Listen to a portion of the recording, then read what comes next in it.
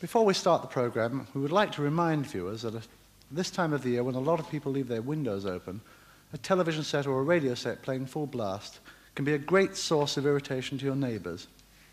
Another good way to irritate them is to set fire to their dustbin.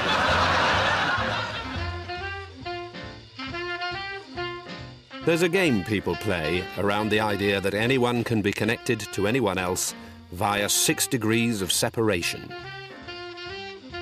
This programme is about Marty Feldman, and it's a kind of comedy version of that game, because as a writer and performer, Marty is a kind of missing link between the golden age of radio comedy. Morning, I'm Julian, this is my friend Sandy. To the comedy hothouse of the 1960s. He had a wonderful, wonderful comic presence. I don't remember any great difference between what we were trying to write for Marty and what we eventually ended up in writing for Python. And finally, on to Hollywood. When I was writing the part of Igor, I was thinking of Marty.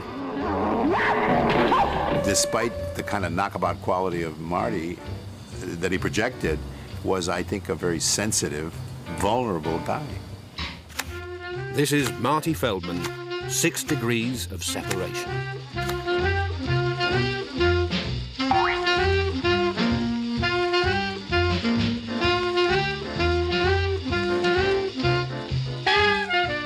All I have is what's in there, yeah? That belongs to me. The thing to do is to keep people out of it. Well, unless you invite them in, as I'm inviting you in. Marty was born in 1934, the first son of a hard-working Jewish immigrant couple from North London. My memories of my childhood, it was fairly solitary. And when the war came, my father joined the army. So I was looked after, evacuated into the country and looked after by strange families. Memories of being a solitary kid, because I was the odd one out. All the other kids came from the country. He left school at 15 and worked in a fairground in Margate. From there, it was onto the stage as part of a music hall act, Marty, Morris and Mitch. You couldn't really register Marty as an individual in this act because they were all dressed similarly and they had rather deadpan expressions and did things in unison, and it was very physical. They hit each other and all that sort of thing. It was very funny. But Marty also had another passion. One of the most important things in my life is music. I worked briefly as a jazz musician in my middle teens. I used to hang about in Archer Street on Monday afternoons looking for work. I was a trumpet player, according to one well-known critic, the worst in the world.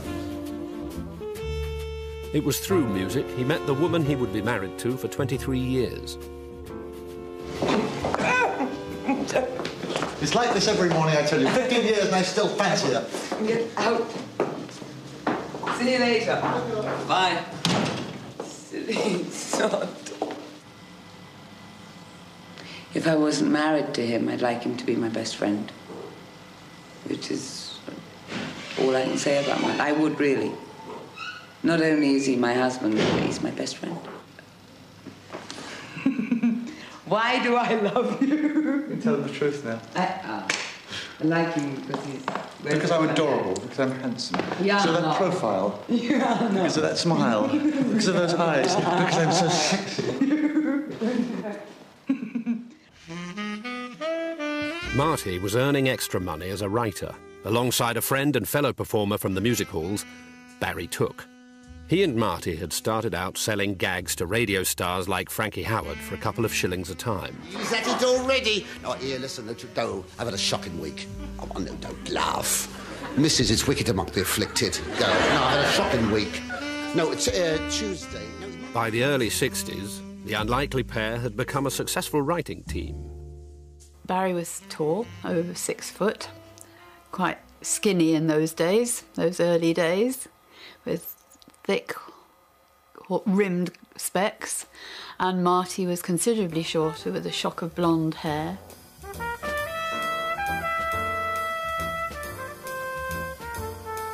Marty used to claim that neither he nor I wrote the script, but a third person would enter the room, somebody called Marty Took or Barry Feldman, who would do all the writing. We were so in tune with each other for those 10 years that we wrote every day at our working nights. A collaboration is A plus B writing a script. A successful collaboration is A multiplied by B writing a script. The workload spiralled as Barry and Marty were signed up by the biggest radio shows of the day. Marty started knocking out the stuff on Barry's typewriter. But in fact, they had to stop doing that after a while because their minds worked so quickly once they were onto a theme. Then it got to that the ideas were coming so thick and fast that Marty couldn't type fast enough. And Barry used to write in longhand, and his longhand was quite rapid, which would then all be passed to me to type. But of course I used to hear them, and always the sound coming most from where they were working was laughter. What about that time when you got that walnut stuck up your nose? What about that? In 1962, they moved from BBC to ITV, their first television show, and an instant hit, Bootsy and Snudge. Could have gone round the corner and got a bottle of Calmaline lotion. Calmaline. What? Calmaline.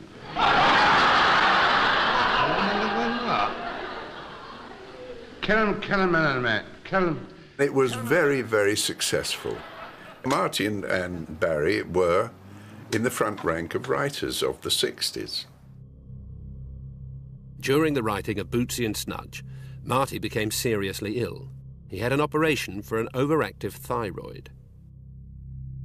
Marty went off to have the operation for the thyroid, which apparently was very serious.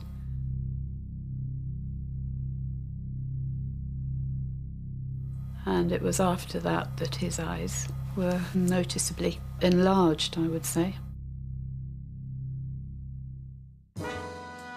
Unconcerned about his new look, Marty and Barry were lured back to radio. Together, they created a show which would become a classic. Good morning, I'm Julian. This is my friend Sandy. Yes, we're from the Daily Polari. Yes. He's the man you follow around, I'm the one you can't gag. Can't gag. True. Can we have 5 minutes of your time? Well, it depends what you want to do with them. Oh, well. The world of the camp chorus boys was well known to the writers from their days in Variety. Backstage, everybody's camp. That's it. And the chat was Polari, and it was a sort of shorthand. Well, our editor said, why don't you troll off up to Mr. Orne's latte? That's flat or house, translator's note. Yes, that's, and have a Polari with him, you see. Yes, Polari. we'd like to have something hot and personal. Well, how, There was Mrs. Mary Whitehouse and Sir Cyril Black, who had set themselves up as the protectors of public ears, noses and throats, or whatever you want to call them, who complained to the DG. He'd call for the script and send it back with a note, "I see nothing to object to in this." And those were his words written on the script. Joe, he was a young court wangler, munging greebles he did go. Barry and Marty started inventing these lovely words, moolies and woggle-irons and what's in the gander bag and all that stuff. And they got wilder and wilder. Vain she was, and like a grusset, though her gander parts were fine. But she sneered at his cord wangle as it hung upon the line.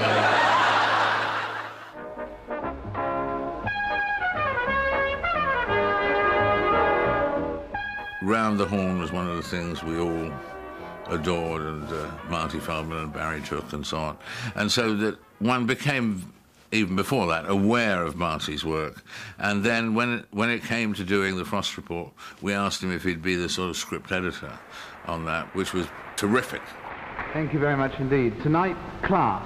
Marty was experienced, very experienced at that time. But, you know, you can get people who are extremely experienced who can be very, very sort of standoffish and a little sort of distant. Marty, I think, just loved humour. He loved the way jokes were made, how they were written, and was interested in, I suppose, the younger writers coming up. And I've always remembered it when I've ever been in the same position and new writers or people have come along. Make sure you just go up and say hello, because that meant a lot to me. And Marty was the first one who really said hello to me. So then I felt I was okay there. Frost had assembled a group of fledgling writers who would go on to become some of the most celebrated names in British comedy. I think they all admired him a great deal, so that any advice he had was very valuable, both at the meetings, the writers' meetings, the day after the previous show, and he would be really on the ball and giving them a steer, I suppose you'd say. So what he brought to it was the ability of the veteran centre-half to look after the defence. Marty also co-wrote the Frost Report's most famous sketch. I look down on him because I am upper class. It was the first of many TV landmarks which carried Marty's touch. But I look down on him because he is lower class. I am middle class. I know my place. I look up to them both, but I don't look up to him as high as I look up to him, because he's got innate reading. After I had done the first series of the Frost Report, David said to me, why don't you put a little group together and do a short series for rediffusion this autumn? At last, the 1948 show! We needed a fourth. We knew we needed a fourth. And we were desperately looking around to see who would be right from our chums. And I don't know whether it was John rang me or I rang him, but we'd both come up with Marty. He'd been never proposed for appearing in a show at all, partially because he was so good behind the scenes, but also because of his unusual looks and so on, you know, that people had not thought to put him on screen. And we were trying to do something fresh, and so I thought, great idea, John. And we did the pilot, and it was very good. And David Frost came out and said, it's very good indeed. I won't do an impression. And he said, I'm not too sure about Marty's eyes. I'm not sure that the public will accept that. And, of course, it's been a fortune ever since. Right, come in, lads. None of us were that confident. We were ex-students that weren't quite sure whether we were any good or not. And so it was I think the best thing of all is a team thing. Marty fitted in straight away, I was told later that he wasn't confident. He seemed more confident than I was, certainly. And had that extra, I don't know what it was, something that sparked. I think with my English rose complexion, so I think it's definitely me, so.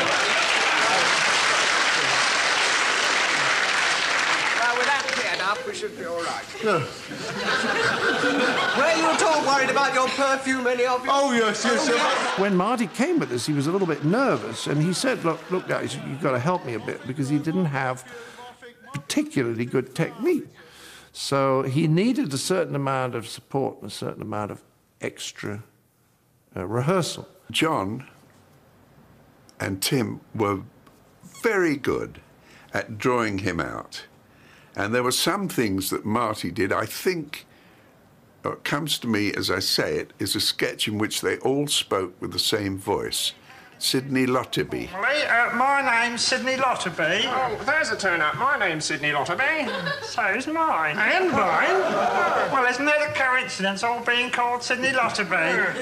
That was a Marty voice, you know. And I think they nurtured him through that. He began it a bit tentatively, but he gained enormous confidence. Well, what's your line of business, Mr. Lotterby? Wholesale greengrocery? Really? Then when I went to the BBC to work, and who should turn up as our producer was a man called Sidney Lotterby. And I didn't know he existed. It takes all sorts to make a world. Well, forgive me saying this, but I wasn't. He became sort of a star of the show, really, in a way, and this wonderful contrast between him and Cleese. And I always liked Marty's performances. You could see through all this period, in Marty's case, but also in John's and Graham's, the developing, and then the next step after, very much after the last 1948 show, was Python. People now regard The Four Yorkshiremen as a classic Python sketch, and it wasn't a Python sketch at all. It was a sketch from 1948 show. Hey, you were lucky to have a leg. There are over 150 of us living in a small shoebox in Middle Road. Cardboard box? Right. Oh, you were lucky.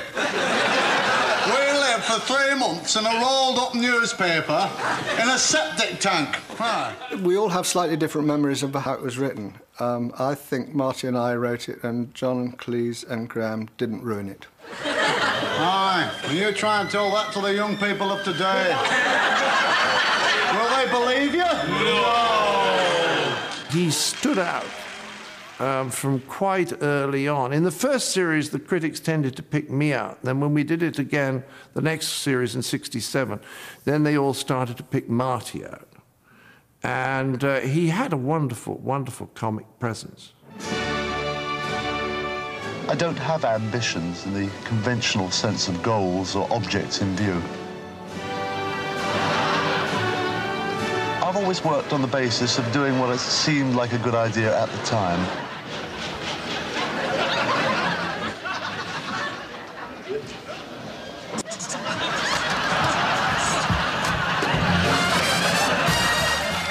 Marty was obviously a huge success at the 48 show, and the BBC asked him to do a series. I think he was pretty insecure, and he asked me to go with him, basically, to hold his hand. Morning. Oh, well, good morning, Your Grace. Morning. Morning. Bit parky this morning, ain't it, Flop? Tis a trifle chilly, Your Grace. Chilly? It's brass monkeys, ain't it, Flop? It was brilliant that at that particular time he was given his own show so quickly, because he had a lot of friends, Barry Took and people like that, who would help write for the show. And also he had the backing of fellow performers that got on with him.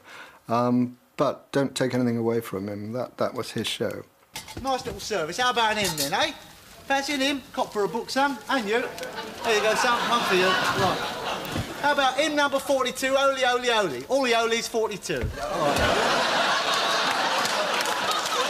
There were occasionally sketches like as the Bishop, you know, where you could see people thinking, gosh, I hope I don't meet him on a train. 1, 2. Lord God Almighty, come on then. Sing louder than that, come on, my son.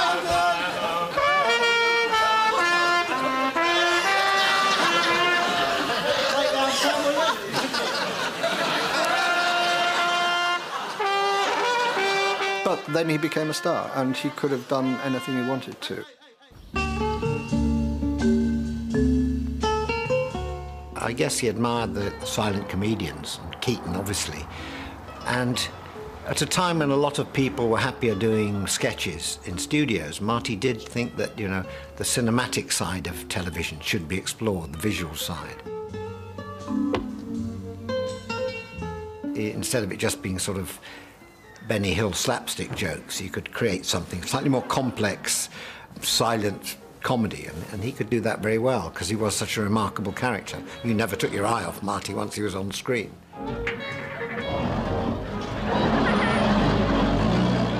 With Marty's series, there was a lot of money spent. The budget for the first series went on the film. Now, you do all the filming before you even get into the studio, so you'd still got 7 shows or whatever it was to do. But they seemed to get the extra budget, and I think it was well spent. I mean, if you're going to do it properly.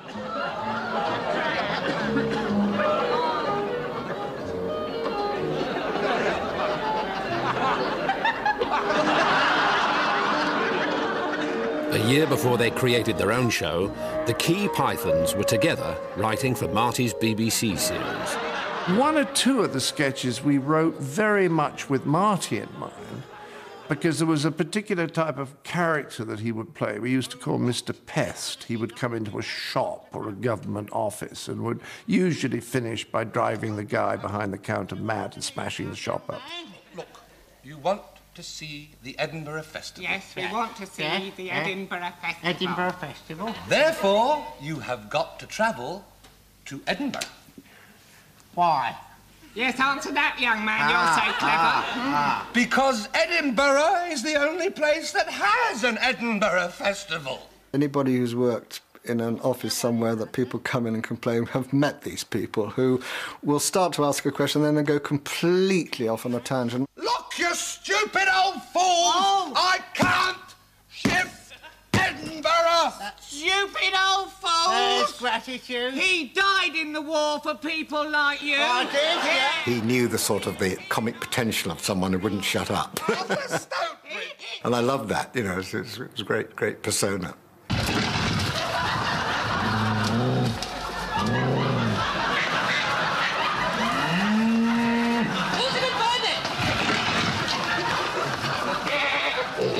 Once Marty got an audience, it's true of most of us, particularly Marty, then he would give a lot more.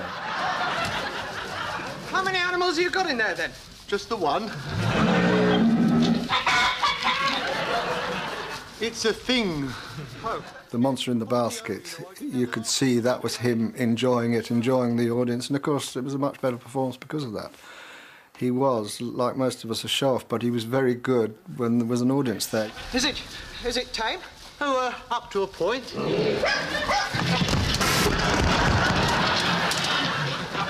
I was the monster in the basket.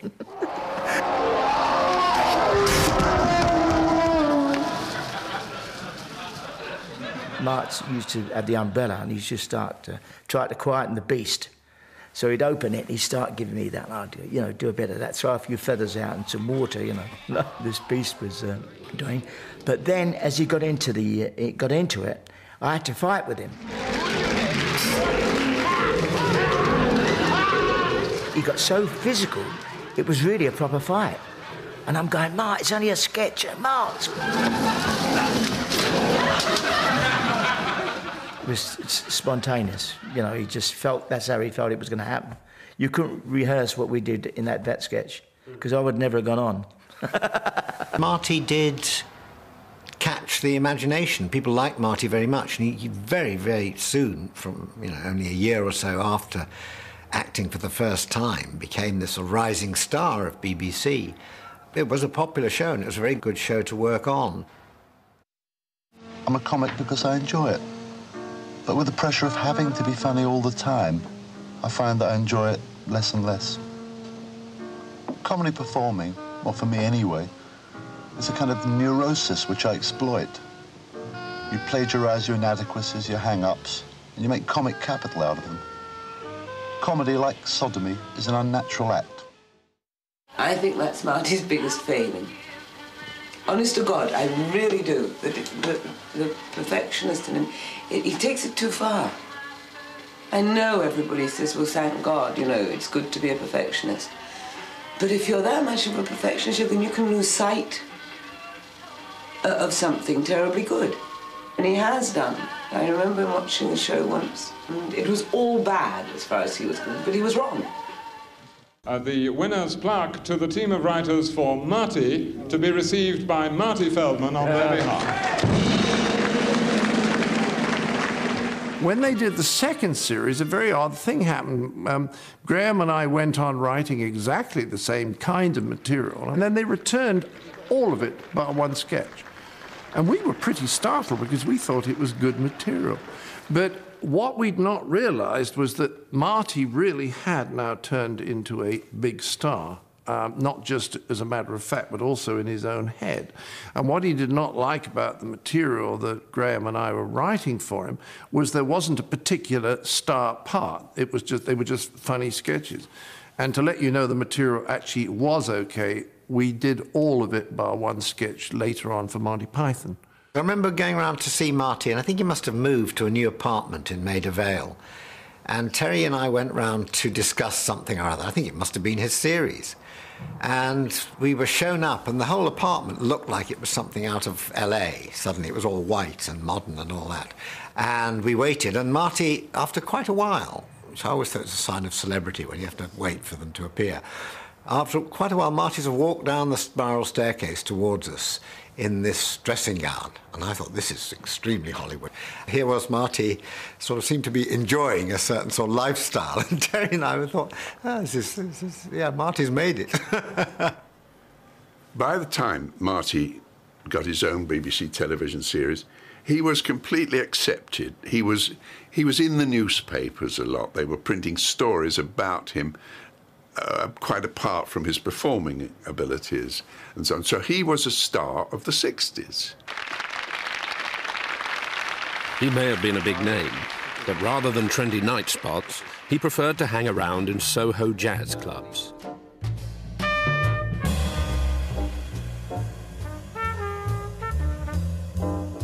In a sense, comedians do go off on a rant like jazz musicians go off on a riff.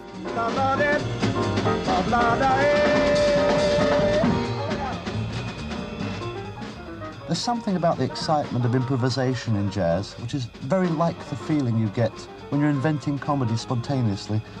A feeling of what is happening now, of creating a mood, an atmosphere.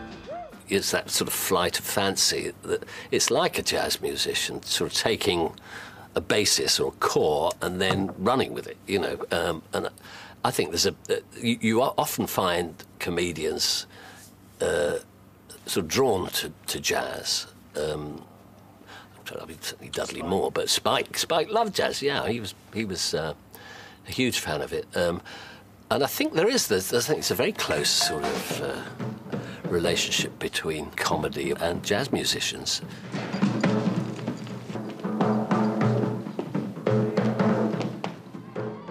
By now, this reluctant star had become a direct link between the golden age of radio and the newly emerging Pythons, who were about to take the world by storm. But his own stardom still wasn't enough for him. Television is a nice place to visit, but I wouldn't want to live there. Neither the budget nor the time available seems to me enough to do things the way I'd like to do them. Looked a bloody mess to me, that. It did, it was very untidy coming Looked a terrible mess to me. 151, take one. Go! Talking about! Scored a goal! I've never been really satisfied with anything I've done, and I hope I never am. But I think I'll get nearer to what I want, making films for the cinema. Marty's first venture into the movies was a British comedy he wrote with Barry Took called Every Home Should Have One, with Marty playing it straight as an ad executive. It's remembered now only by the most ardent comedy historians. While the film can in no way be described as one of the great milestones of cinema, it did have moments which let us see what Marty could have done. I don't recall that Marty found it difficult playing a straight guy. I think it was more difficult for the audience to accept him as a straight man. But the film did allow Marty the chance to create some elaborate and dangerous physical stunts, very much in the spirit of his hero, the silent great Buster Keaton.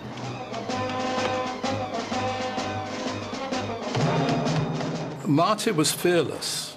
He was a totally fearless man.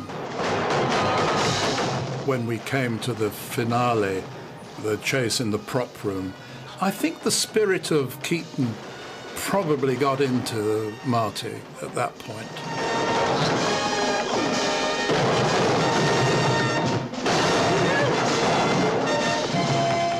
Well, I feel about Keaton like the average organ player feels about Bach. It transcends influence. He's the most perfect thing I ever saw, you know. He's an object lesson for every comedian, for every visual comedian. Keaton was an absolute master of his body, and he was also a master of screen technique. It was that command that I think Marty spent the last part of his life striving after. Call Marty Feldman.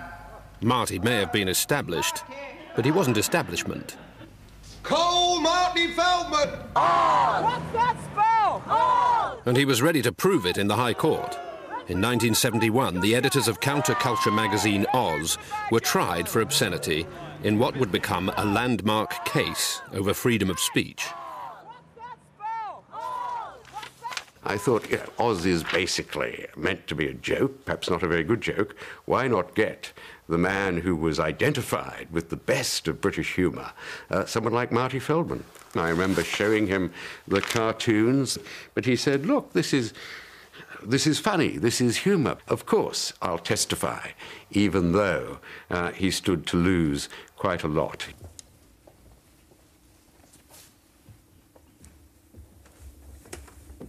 No, it's okay.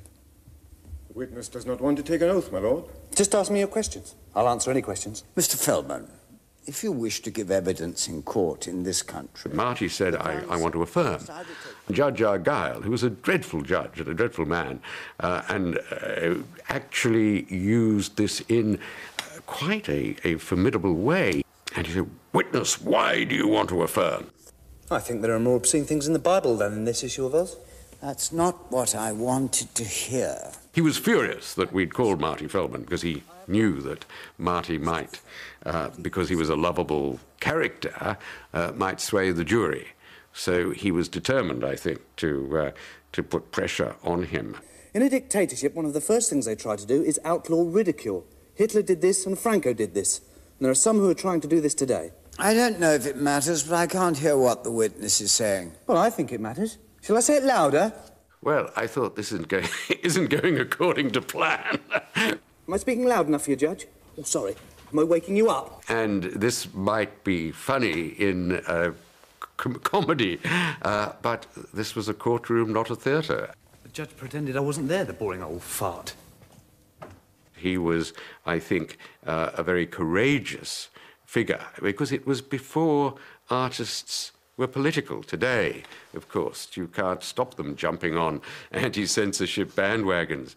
But in those days, it took a lot of guts to step up to the plate and to stand up for a principle. The fact that Marty was prepared to come along and line up with the defence and with free speech was an important factor in getting the acquittal on the most serious charge, which has never been used again.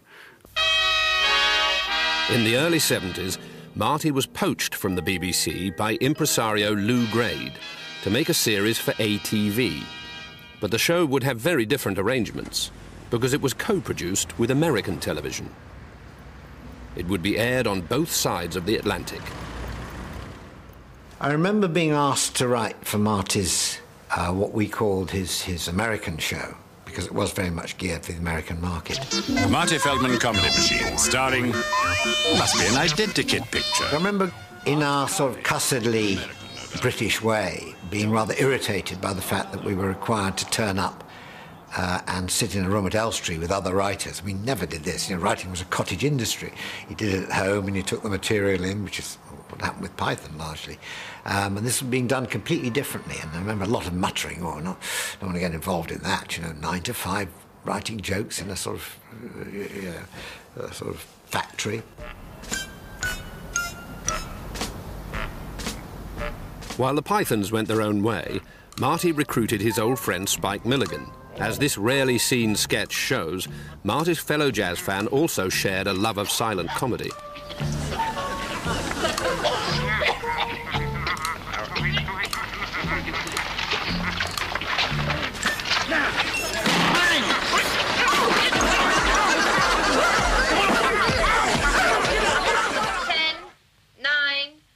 The show also brought in writing talent from American television.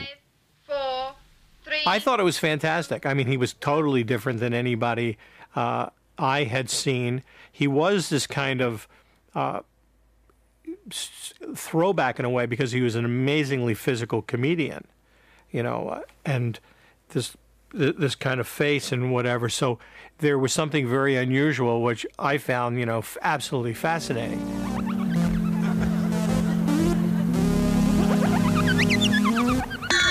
There was something about Marty that was period anyway, a very distinctive, you know, solitary period, but he didn't look contemporary, and the silence were perfect for him.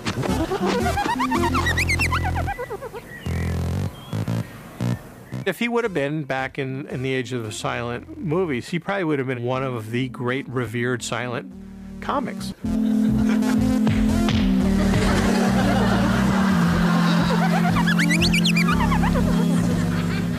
He was just very intent on nailing whatever the piece of material was, and very often it was a physical piece. Cut up! I would just like to say goodnight on behalf of everybody who's here. We got to the end of this sketch. I can't remember the sketch now, but I know that the curtain, like the iron, was going up. So the tag was over, but Marty thought he'd just add to it. From London, in England, we'd just like to say goodnight. Thank you for coming to the show. See you next time. Well, while the curtain never actually came down in that sketch, I did. I fell from the top of it and I broke my arm. The way they've set it. Marty's unique approach seemed not to fit the American way of doing things. You know, American audiences are much more comfortable with, hi, here we are, here's what we got for you this week. And so it's the personality in the person's living room. But it wasn't long before Marty was heading off to the States. To suddenly leap from Last 1948, the Marty Show, to the Dean Martin Show, you'd sell your mother. But you had a feeling that once he was on the ladder, he wasn't going to knock people out of the way. He was very loyal and friendly, but he was going to get there. And it was slightly at the expense of his own skill, I thought. The danger is, I speak from a cosy British Radio 4 background, but I think you lose a bit when you leave Julian and Sandy behind and go to Hollywood. It's sheer envy. You do understand that, don't you? Marty had become well known on American TV, and now Hollywood was calling. As he and Loretta flew off to the States, he saw the chance to follow in the footsteps of his idol, Buster Keaton. Goodbye. Even so, he was fully aware of the dangers of working in Hollywood. I see the way that Keaton's career went, that somebody as great as Keaton, and you can't get any greater, was destroyed by the Hollywood machine. And they took away his freedom, and they destroyed him. And I keep thinking of Keaton. I carry his photo around to remind me of what the system can do to me too. If it can do it to Keaton, who was the best of them all, and it can easily do it to me.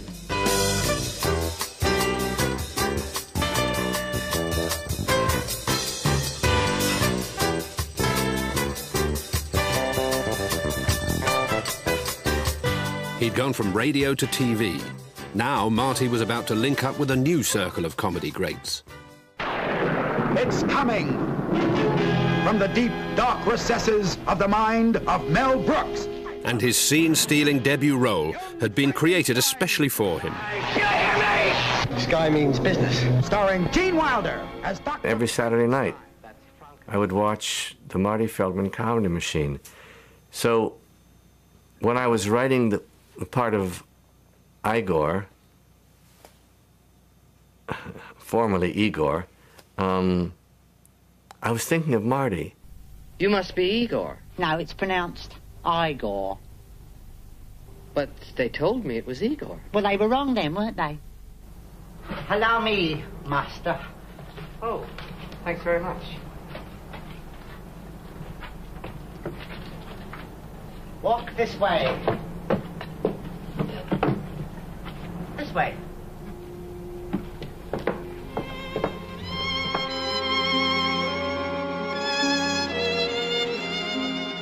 Peter Boyle, who plays the monster in it, was called for 2 hours makeup. I arrived in the morning and I said, you don't need any makeup. To play a freak, that's what's so humiliating. 5 minutes, you know, just a bit of eyes. Yes. That's pretty me up to play a freak. It was terrible.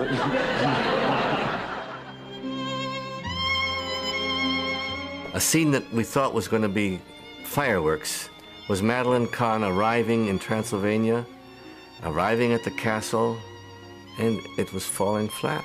We couldn't figure it out. Darling. Darling. Surprise? And Mel was deep in thought for a little while, and he said, Marty, when Jean says, Igor, help me with these bags, you say, certainly, you take the blonde, I'll take the one in the toy bin. Igor, would you give me a hand with the bags? Certainly. You take the blonde and I'll take the one in the toy bin. Marty, inspired by the moment, bit off the the tail of this fox fur that Madeline was wearing around her neck, and it stuck in his mouth. And we had to play the rest of the scene looking at Marty with a fox tail in his mouth. And if you look closely, you can see some of us breaking up at that. Stop that! God. But I think Hollywood found Marty. Do you know what I mean? After they'd put him on the Dean Martin show, and they probably then, you know, went and said, we've got to do something with this guy. And then got him out, and he got, of course, the Young Frankenstein. So really, they kept, you know, you're not going to sit back in Hampstead and say, oh, I don't know. You've got to give it a shot. And that's what he did. I'm sort of socialist from way back. Yeah. But in order to pay my back taxes, I have to live in America in order to earn enough money to pay the back tax I owe to the socialist government that I voted in. That you voted in, yes, precisely. But I can't earn enough in England to ever pay him. Due to ill health, your brother has decided to take a short... But Marty the movie star was already being pigeonholed. His next project was again as Gene Wilder's sidekick. A tale of amazing feats of deduction. And now, 20th Century Fox presents the greatest comedy event of the 20th century, Mel Brooks' silent movie. And then another collaboration with Mel Brooks. It would be a silent movie, and Marty was delighted by the opportunity to play the silent clown. The wonderful thing about Marty was that he made it look like it was easy, and it was always extraordinary. My bird does a trick, and he wants to do it now. So he's very... He's trained. They're all trained.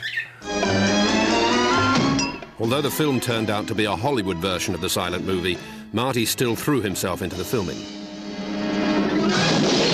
The premise of it is that Marty was trying to get, you know, was at a bank of elevators, and he was going to go up, and all of a sudden the light would go when he would try to go to, you know, this one, but he got there a little late, and then there was the other one, he tried to get to that, it was too late. And it is one of those pieces of timing, and it also is about the physicality of it.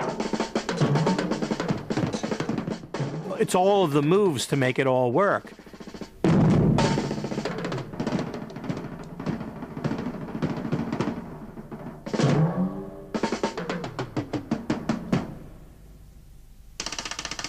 Sometimes you go, oh my God, Marty, take it easy there. I mean, he would just bang into something. You know?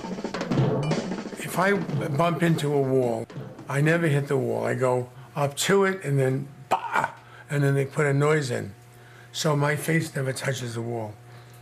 But Marty suddenly had this bleeding on his face, and I said, what are you doing? And he said, I don't want to fake it. So you see, there's like a little child. I used to see him, and he'd have a pot of coffee this big that held 52 cups of coffee. And he would drink it all day long. And I said, why are you drinking so much coffee? And he said, I'm on camera today, love. Which meant he wanted to have the energy, but he always subdued it. His contribution was always different, tender, soft. He was a soft, tender, sweet man.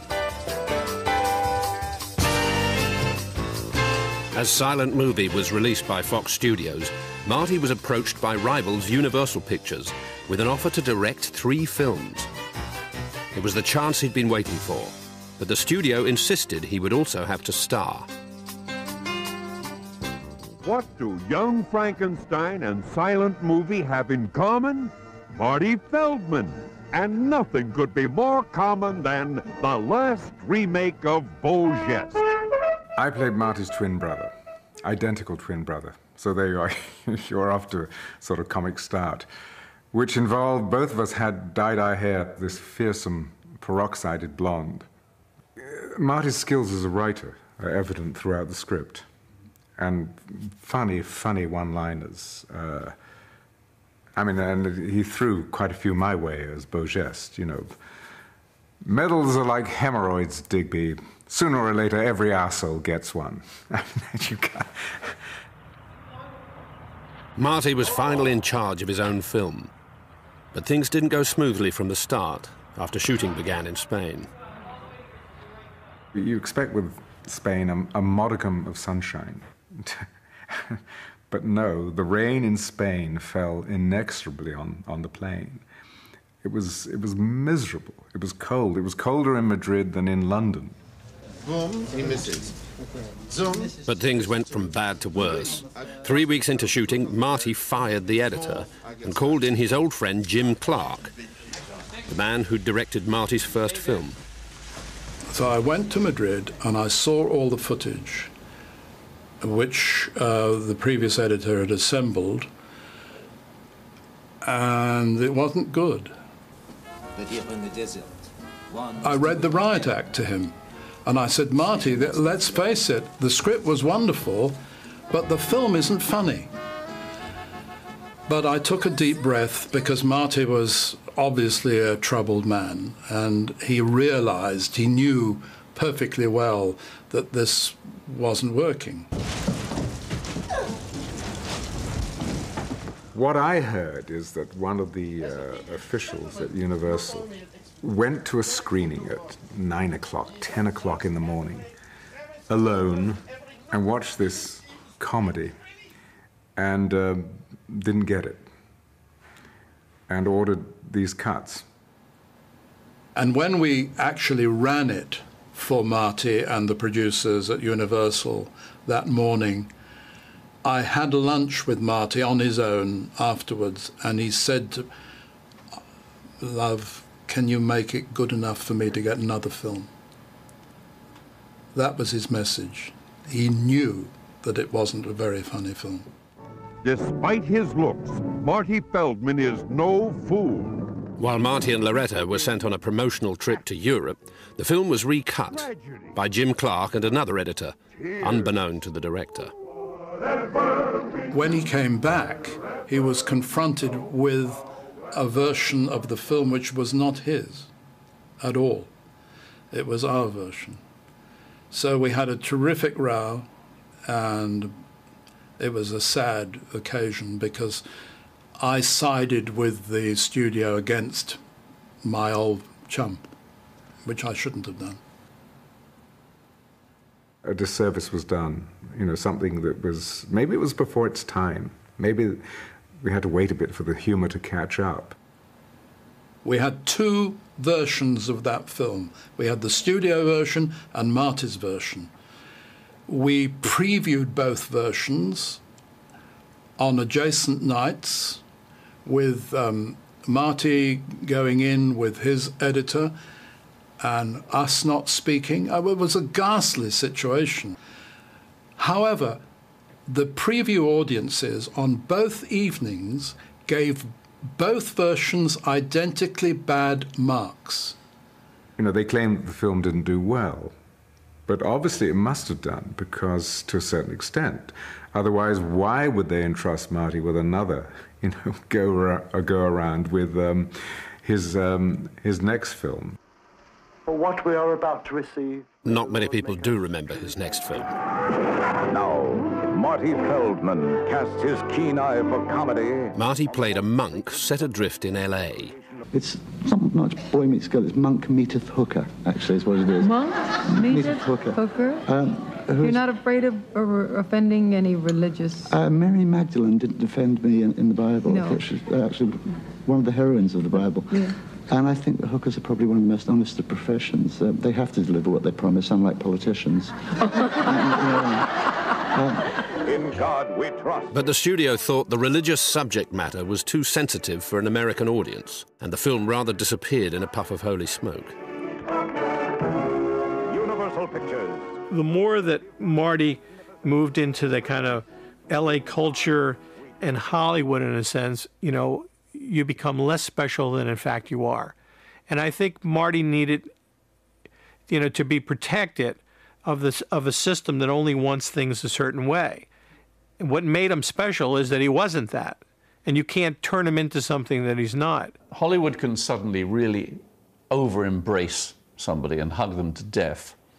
And I think that, you know, suddenly they gave him a movie to direct, write, and star in. And when it didn't work, you know, suddenly, from having been the new Messiah, the tide goes out and you're left sitting on this pinnacle on your own, which is a very, very rough thing to happen to anybody. And we knew him during that period too, didn't we? Mm-hmm. And it's very painful. He wasn't a happy person. Really, it was sad to see him, you know. And it went on for about 6 months. I think he was really going through it. If he did want to emulate Buster Keaton, it's a sad thing to think that in a way he did, because poor Buster, you know, came to, you know, had a similar kind of career where he became a forgotten man, you know, in Hollywood. Marty was released early from his deal with Universal by mutual agreement. I think he was the happiest at home with Loretta and all the friends. He never changed. I don't think he did. I don't think he took a step out of his normal behavior to try and court anybody or do anything. You didn't really expect Marty to be with the Hollywood establishment. They were bohemians from London. And so their house was filled with a much hipper crowd. There was rock people, there was Harry Nilsson, there was actors. It was just a sort of funky kind of people that you'd expect Marty to be around. God, we had some nights at Marty's house with Harry and Billy Connolly and other people that would come by. They used to have great dinner parties around there, and Marty would play drums, and Loretta would look on as like a proud mum. He was a fantastic guy. He was a man, you know, he was the kind of guy you just relished hanging out with. In 1981, Marty got a call from an old friend. Yellowbeard.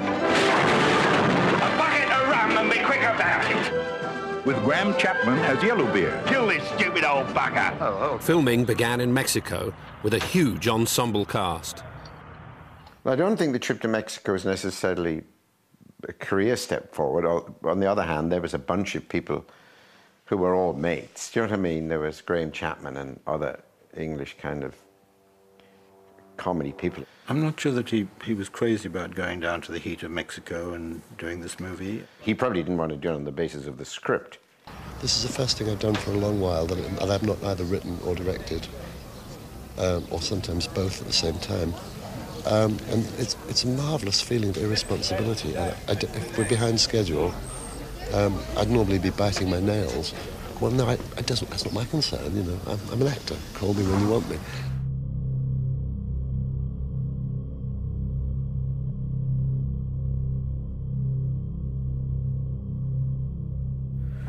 And then I got a call late one night from Graham Chapman, whose movie it was, who said, I just have this terrible news for you, that Marty just died of a heart attack.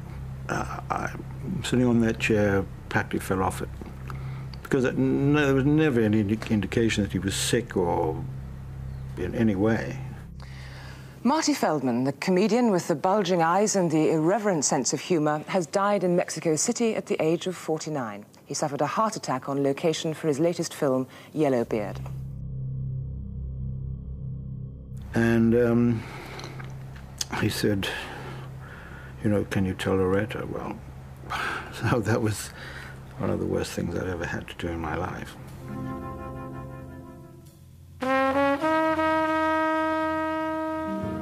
Marty's buried in the Forest Lawn Cemetery in Los Angeles, near to the grave of his lifelong inspiration, Buster Keaton. I still think he'd have liked to have been a director. If he felt it was just getting too tricky here, he could have gone back to the UK. Yes. I think he would have written more. I think he would have written a very funny autobiography.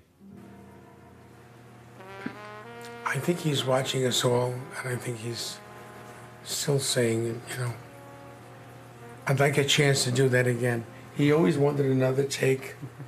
You know, he was good.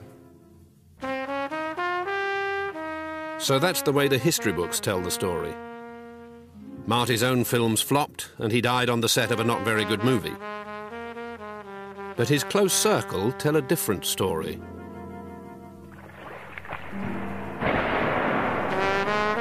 In the last years of his life, Marty went back to writing, in this office in Los Angeles, which had become a colony of British writers.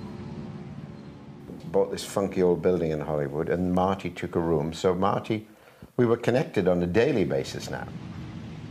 Marty was back among his favourite people, writers and emerging comedy talent, just as he had been in the 60s. He was really keen on the process of writing.